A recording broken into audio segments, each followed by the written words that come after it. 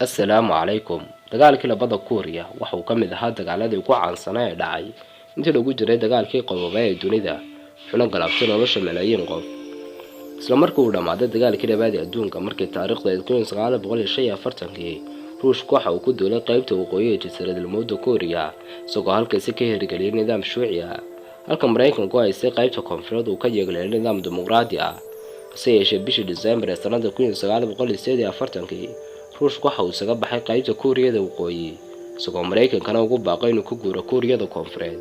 Haddaba markii uu Mareykanku ka baxay Kuuriyada koonfureed ayay fursadaasi ka faa'iidaysatay Kuuriyada waqooyi oo ka awood badneyd qaybta koonfureed, iyadoo weerar ku qaaday 26 Juun 1950 waxaana si dhaqso ah u hulcay dhibaatada Kuuriya, taasi oo horseeday xiisad colaadeed oo socotay 3 sano. Duulaankii Kuuriyada waqooyi 2 maalmood kadib ayuu Mareykanku golaha ammaanka uu ka maqan yahay Ruushku ka ansaxsaday xeer dhigaya talaabo militari oo ka dhan ah Kuuriyada waqooyi, wuxuuna sameeyay isbahaysi ka kooban 16 dal. Madaxweynaha Mareykanka ee xilligaasi Harry Truman ayaa ugu baaqay ciidamada cirka iyo badda ee NATO inay u gurmadaan Kuuriyada koonfureed, sidoo kalena ay jasiiradda Taiwan ka ilaaliyaan duulaan kale oo shuuci ah, halka ciidamadii cirka Mareykanka ee deganaa Japan u diray Kuuriyada koonfureed. Isbahaysiga Mareykanka sameeyay ee ka koobanaa wadamada Australia, Belgium, Canada, Luxembourg, Britain, Colombia, Ethiopia, Greece, Netherlands, New Zealand, South Africa, Thailand iyo Turkiga, halka wadamada Sweden, Denmark iyo Hindiya ay ku deeqeen dhakhaatiir.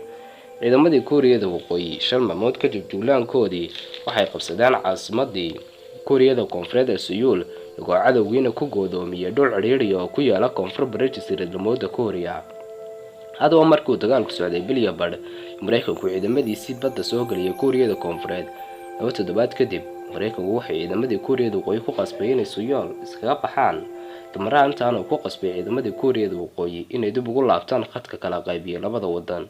7 bishii Oktoobar sanadii 1950 ciidamadii qaramada midoobay ee Mareykanku hogaaminayay waxay galeen Kuuriyada waqooyi, iyagoo 18 isla bishaasina qabsaday caasimadii Kuuriyada waqooyi ee Pyongyang.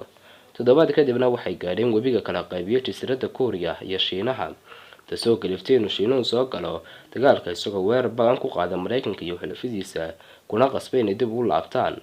Shiinaha isagoo ka faa'iidaysanaya fursadda wuxuu ku dayay qaybo badan oo ka mid ah dhulkii Kuuriya. Guusha Shiinaha awgeed ee caasimadii Pyongyang dib ugu noqotay gacanta Shuuciyiinta kadib markay 7 isbuuc haysteen Mareykanka iyo xulafadiisa.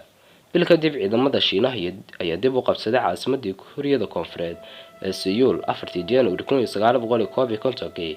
Haddaba 21 January 1951 ciidamada Mareykanka oo garabsanaya kuwa qaramada midoobay ayaa weerar baan ku qaaday ciidankii Shiinaha ee ku sugnaa Kuuriyada koonfureed. 14 March 1951 ayaa xulafadii Mareykanka dib u qabsadeen caasimadii Seoul, iyadoo ciidanka Mareykanku uu ruqaansaday dhinaca waqooyi isagoo gaadhay khadka sodonaad ee kala qaybiyay labada Kuuriya. Tirada ciidamada ee ka qayb galay dagaalkii labada Kuuriya, Mareykanka waxa uu ka qayb galay 260,000 askari, qaramada midoobay 35,000 askari, Kuuriyada koonfureed 340,000 askari, Shiinaha iyo Kuuriyada waqooyi wadajir ah 860,000 askari. Khasaarihii dagaalka, Kuuriyada koonfureed wax kaga dhintay 147,000 waxaana kaga dhaawacmay 210,000. Kuuriyada waqooyi waxa kaga dhintay 300,000 waxaana kaga dhaawacmay 220,000. Tirada rayidka ee labada Kuuriya kaga dhimatay waa 2 milyan.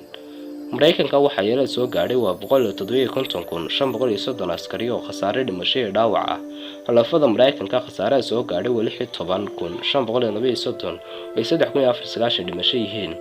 Wadarta khasaaraha Shiinaha waa 900,000 oo 200,000 ay dhimasho tahay. intaan aynu ku eegi doonaa muuqaalkeena maanta. Hadduu muuqaalkan ku xiiso geliyay, anaga ilaawada muuqaalka like noo saarto, sambarada la channelka subscribe noo saarto. inta muuqaalka mid la marto ku kulmi doono. Assalaamu calaykum waraxmatullaahi tacaala wabarakaatuh.